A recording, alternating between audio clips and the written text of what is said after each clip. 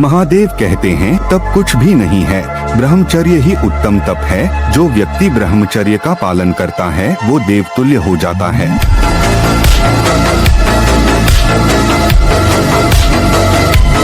उपासक का चेहरा अग्नि ज्योति में, ऐसा नहीं कि वो सांवला रंग है तो खिल नहीं पा रहा, नहीं, ब्रह्मचर्य और नियम ऐसे कमल के फूल का जैसा चेहरा हो जाता है, उसका खिल जाता है। मुख प्रसन्न तन तेज विराजा, कीन्हिस रामचंद्र कर काजा।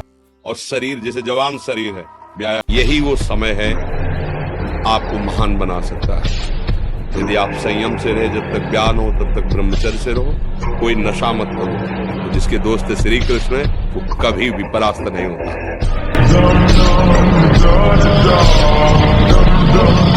ब्रह्मचर्य प्रत्येक मार्ग के लिए बहुत सुंदर नींव है, चाहे वो गृहस्थ में जाए, चाहे किसी खेल में जाए। गांव में पहले तो 10-20 पहलवान होते ही थे, अब समय बदल गया है हमारी राष्ट्र सेवा में। तो अगर ब्रह्मचर्य तो स्मृतिवान है, धैर्यवान है, बलवान है, तभी वो राष्ट्र सेवा में लग पाएगा।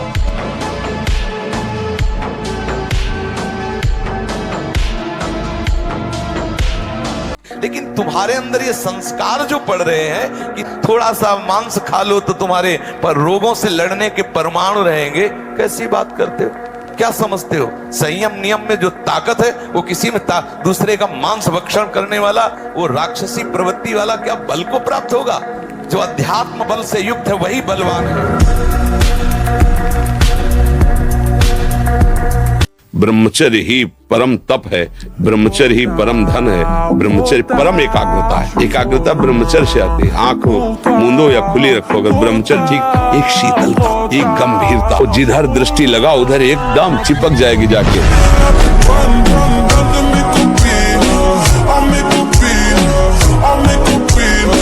देखो आप थोड़ी देर ब्रह्मचर्य लेकर के देखो, आपके नेत्रों में चमक आ जाएगी, आपके हृदय में बिना कुछ किए एक आनंद की लहर सी दौड़ती रहेगी। अगर 1 वर्ष ठीक ब्रह्मचर्य रह जाए तो इतना आनंद उसको अनुभव होने लगेगा, देखेगा नहीं सिन्नार की खेलों की तरफ। नींद कम हो जाती है, आसनों पर जितनी देर चाहो आराम से बैठ सकते हो।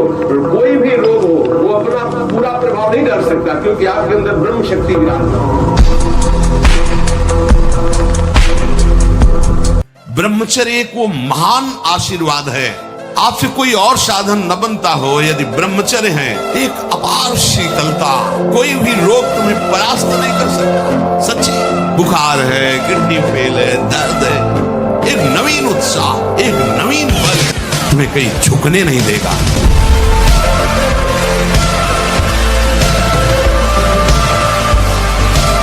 ये अंडा और मांस, मछली आदि में जिनको ये भ्रम है कि इसमें शारीरिक शक्ति बढ़ती है, शरीर बल ज्यादा काम नहीं करता है। तुम जो नमक रोटी खाओगे और ब्रह्मचर्य की रक्षा करोगे, उससे बढ़कर कोई बल नहीं होता। ब्रह्मचर्य सबसे बड़ा महाबल है।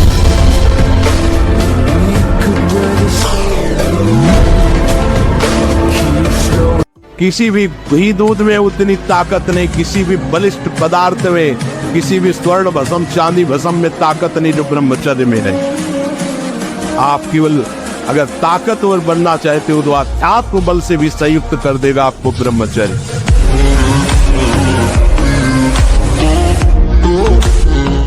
अभी आप 1 साल ब्रह्मचर्य रहिए, आप फिर देखिए आपके विचार कैसे होते हैं, आपके शरीर में कैसी ऊर्जा होती है, आपका प्रतिज्ञा, आपके वचन, आपकी चेष्टा, आपकी क्रियाएं कितनी मतलब पवित्र और साफ स्वच्छ एकाग्र। सच्ची कहते हैं तुमसे, सच्ची। हर कष्ट को तुम रौंद सकते हो, हर कष्ट को सह सकते हो।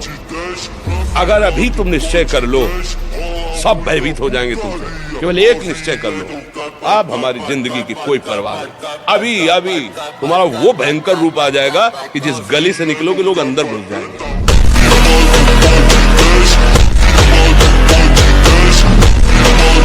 रुष्टा छड़े तो थोड़ी चीज मिली, फूल गए, थोड़ी गई, दैया दैया, ये हमारा जीवन है। शरीर के भोगों को लेकर हर समय घिघियाते रहना। अरे जितने दिन जियो ताल ठोक के जियो, मस्त जियो, अविनाशी के बच्चा हो यार। उठो तुम सच्चिदानंद भगवान के अंश हो, गरजो, नाम जप करो, सिंहवत रहो।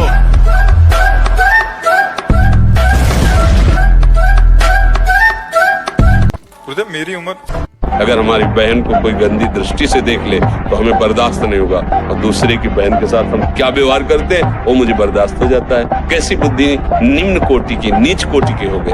इसलिए संभालो अपने जो साथ हो, उनको भी संभालो जो संभल पाए, नहीं तो आप चलो, ये मार्ग अपने आप के संभाल। न तरह भवसागर असमाज नर पाए, स्वति निंदक मंदमति आत्महनन गति जाए। वो आत्महत्यारे की गति को प्राप्त होता है केवल इस बात के लिए कि तुम्हें मनुष्य शरीर मिला, सारी सुविधाएं दी गई, लेकिन तुमने अपना काम नहीं बनाया। 83,99,999 योनियों में कोई एक भी ऐसी योनि नहीं जिससे हम भगवत प्राप्ति कर सकते। केवल ये मानव देह थी और उसको तुमने विषय सेवन में, प्रपंच में नष्ट किया। तुम विशेष दंड के पास हो, कृपा हुई और तुमने उस कृपा को ठुकराया। अब भोगो अन्य योनियों में। अब पता नहीं फिर किस कल्प में भगवान की कृपा होगी और मुझे मनुष्य शरीर में। इसलिए मुझे इस जन्म में भगवत प्राप्ति करनी ही करनी है, इस पे हमें छूट नहीं है। हम नहीं उठ पाएंगे 4 बजे। आपने सब बिगाड़ दिया, परमार्थ का सिद्धांत ही बिगाड़ दिया।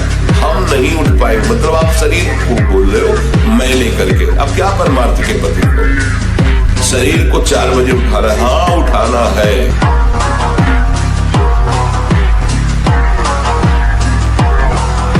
आज अगर अभी आप अपनी मृत्यु स्वीकार कर ले कि मैं मरा, तो आप लाखों को भयभीत कर सकते हैं।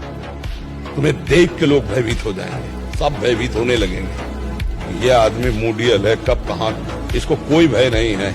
अभी अभी तुम इतने कमजोर क्यों बनते हो? ऐसे काम क्रोध लोग ये भेड़िए की तरह बच्चों को डरवाते हैं, ज्ञानियों को नहीं। क्या मुर्दे जैसा जीवन, जो इंद्री जैसा चाहे वैसा डाउन कर दे, जैसा चाहे वो हमें शोक दे दे, दुख दे। थोड़ा सा साहसी बनो, तुम भगवान के अंश हो, तुम कुछ भी कर सकते हो, कुछ भी।